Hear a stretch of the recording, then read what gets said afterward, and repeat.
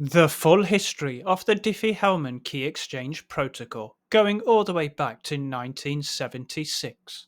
Named after Martin Hellman on the left and Whitfield Diffie on the right. And the year was 1976. Oh yeah. You could say the birth of modern cryptography happened in 1976, as this was the year that the white paper, New Directions in Cryptography, was released by Diffie and Hellman. This paper stunned the academic community and also the intelligence agencies, which we'll talk about in a moment or two. But for now, this paper provided a blueprint for a revolutionary and new technique, which today we are familiar with and take for granted. You see, Diffie and Hellman's 1976 paper was the earliest publicly known work that proposed the idea or the concept of a private and public key that corresponded with each other mathematically. This groundbreaking cryptography concept is now the fundamental underlying concept of the modern internet as we know it. But let's rewind into history about how this whole journey began, and how every example on the internet refers to the two people known as Alice and Bob. The original love story. Oh yeah. You can also think of point A and point B. I didn't know this until I read up a bit more. But disclaimer, it wasn't a love story that started cryptography. But please indulge me as I try to make this very complicated domain into a fun love story. Now, in order to really understand the benefits of Diffie-Hellman, we first need to go back to a time before Diffie-Hellman. And on this channel, I like to give you the full history context before explaining the technicalities of a protocol. So imagine Alice and Bob want to share a secret, and this secret is a secret love note hidden in an envelope inside a secret locker. Because 1976 was the summer of love for Alice and Bob and cryptography. Because the shared secret, aka symmetric key, was literally the key to love, both literally and figuratively. Now, the question was, how was this shared secret key exchanged between Alice and Bob? As we know, they both need to know it in advance before they communicate, e.g., open the secret locker and aka communication channels. But remember, the secret key is just one key and it needs to be shared between both parties and agreed before communication occurs. The answer back then, before the internet, involved physically exchanging the key using a trusted courier or secure channel. Whilst this approach may work for Alice and Bob in a local town on a high school campus, but there is a problem. This primary method of physical exchange was impractical for large scale or long distance communications and presented significant security risks. For example, if the key, aka secret, was intercepted in exchange, or worse, intercepted during communication, say by an eavesdropper or what traditional security textbooks call man in the middle attack. This primary problem also led to a technical limitation where on-the-fly secure communications, where secret keys were generated on the fly without the need to pre-share, was virtually non-existent until the Diffie-Hellman key exchange protocol was invented. Important technical keynote. The purpose of Diffie-Hellman was not necessarily to create a secure channel to put the shared pre-agreed secret key through, but rather to generate a secure channel which also generates a secure symmetric key on the fly. This ultimately solved the problem of having to pre-share the secret key during physical exchange before any communication could even have begun. And that's why Diffie and Hellman's 1976 paper, The New Directions in Cryptography, was absolutely groundbreaking and so revolutionary that it solved this problem through the use of complicated mathematical formulas. That's right, don't skip maths class, kids. It can solve the problems in the world. So let's fast forward in history to the time after Diffie-Hellman and how this affected Alice and Bob's love story.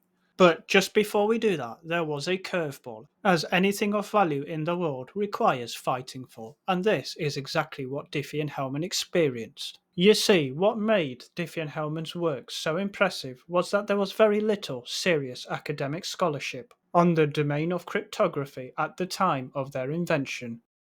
The exception being classified research within the realm of the government agencies, secret agencies such as the National Security Agency (NSA) of the United States of America, And once the NSA became aware of Diffie and Hellman's work, this caused quite a stir and even a threat of jail time for both Diffie and Hellman, as such cryptography research was only for the NSA and private agencies. And not just that, Diffie and Hellman were challenging the status quo, including the NSA's research itself, and the NSA responded by amounting Diffie and Hellman to almost an espionage-level legal issue.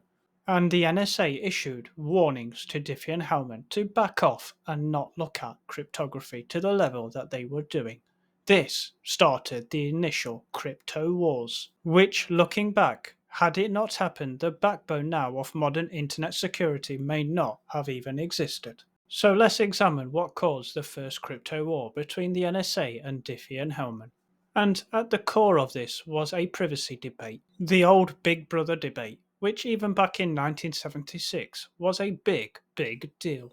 And still is today if we look back at the 2016 case between the FBI and Apple, which you can Google but is the closest equivalent to what perhaps Diffie and Hellman experienced in 1976 against the NSA. The concept being the whole idea of the government having a backdoor to cryptography which creates dangerous precedents. Now let's look at how this crypto war planned out and eventually was won, and by who. You see, during the crypto war, there was various debates over publications, not just the Diffie-Hellman 1976 New Directions in Cryptography paper, but Diffie and Hellman also claimed that the government agency papers were wrongly forcing IBM at the time to reduce the data encryption standard DES key size, in turn reducing the strength of the cryptography, which Diffie and Hellman was saying had no real tangible technical reasoning. Conspiracies, you could say. Nonetheless, the conflict intensified, but eventually the NSA lost, and Diffie and Hellman's research continued, and got really mainstream across all types of communities, as it really did solve a massive conundrum around cryptography and key sharing, hence the name Key Exchange Protocol. And they even called the technicalities of their blueprint paper public key cryptography, which opened a whole Pandora's box of possibilities, all through the power of mathematics, such as not just key sharing, but the concept of digital signatures, and the security principle of non repudiation, meaning it's very difficult for the sender to claim that they did not send the message using their own digital signature. This revolutionary concept is still used today and is the modern backbone of most our internet connections, including websites through our web browsers using digital certificates and signatures, and is how we trust or verify their source. You can refer to my previous video on public key infrastructure if you want to know how that all works today. But this video is more a historic lesson on Diffie-Hellman. So, to truly understand life after Diffie-Hellman Key Exchange Protocol was created, we first need to go back to our analogy with Alice and Bob. As a quick visual recap, let's imagine the shared secret was the number 34, aka Locker 34. And both Alice and Bob needed to pre-share and agree this number 34 before putting the secret envelope inside. However, as we discussed, there's always a risk of an eavesdropper in this communication channel that could interfere with all of this love note and love story. Therefore, the Diffie-Hellman Key Exchange Protocol solved two problems in this scenario.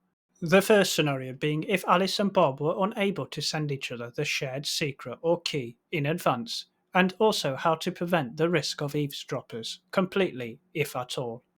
The ultimate way would be not to share a shared secret in advance and generate this on the fly, which in turn would mitigate the risk of potential eavesdroppers and interference of this secret shared key. Diffie-Hellman solved this problem using modular exponentiation, which is as complicated as it sounds, but the idea is very simple. A formula that is easy to calculate but difficult to invert, in the creation of a shared secret symmetric key. So let's look at life after Diffie-Hellman and how this affected Alice and Bob. Please note, in this last part of the video, we are going to go into some complicated maths, whilst trying to keep it high level in order to give Diffie and Hellman the credit they deserve for this groundbreaking revolutionary concept. And in turn, this will bring the video to a natural conclusion now we understand the full end-to-end history of Diffie-Hellman. As explained previously, before Diffie-Hellman, a shared secret, e.g. the number 34 locker, would have to be shared between Alice and Bob. But not under Diffie-Hellman. Instead, Diffie-Hellman does all the hard work, and Alice and Bob will have to wait for the algorithm to create the secret shared key. The technicalities of Diffie-Hellman go like this. Both Alice and Bob would agree a base and modulus number. Think of these as variables before the algorithm begins and will be used throughout the algorithm to generate the secret shared key, which, by the way, has not been generated yet, because another key variable known as the chosen secret number has to be created by both Alice and Bob. And important technical keynote, this chosen secret number is not shared between Alice and Bob, or anybody for that matter.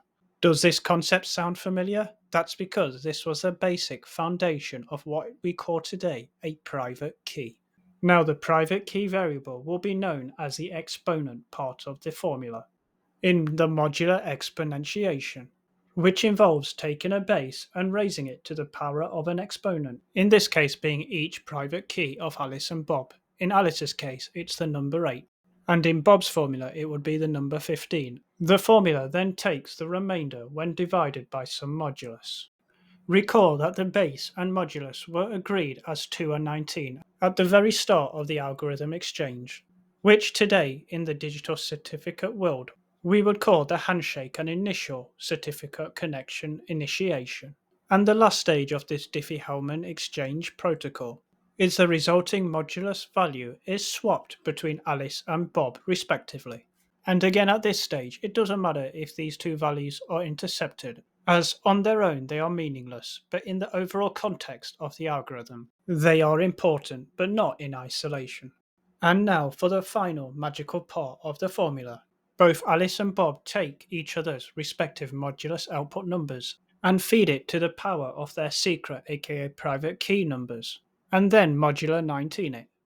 This is the magic and revolutionary part of this whole algorithm, that when Alice and Bob do the same thing with their respective numbers and each other's outputs, to the power of their own private keys aka secret numbers, they get the same resulting output. Because, simply put, the base was raised to the power of both Alice and Bob's original secrets, aka private keys, but just in different orders, aka making it difficult for interceptors to reverse. But through all the maths, the Diffie-Hellman exchange yields the same output, aka the shared secret key, which today would be known as the public key, which corresponds mathematically to its corresponding private key. And there you have it, ladies and gentlemen, that is the Diffie-Hellman key exchange.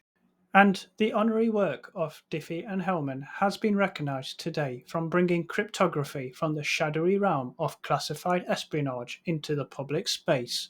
And thanks to these two gentlemen laying the foundations of the modern internet security as we know it today, they are thereby being honored deservedly with the Association for Computing Machinery's 2015 AM Turing Award, which is often referred to as the Nobel Prize of Computing and comes with a 1 million prize fund from Google. God bless Diffie and Hellman. Thank you for watching today's video. I hope you enjoyed the content as much as I enjoyed creating it. If you would like to see more content like this, it would be super fantastic if you could leave a like and subscribe to help support this channel's growth.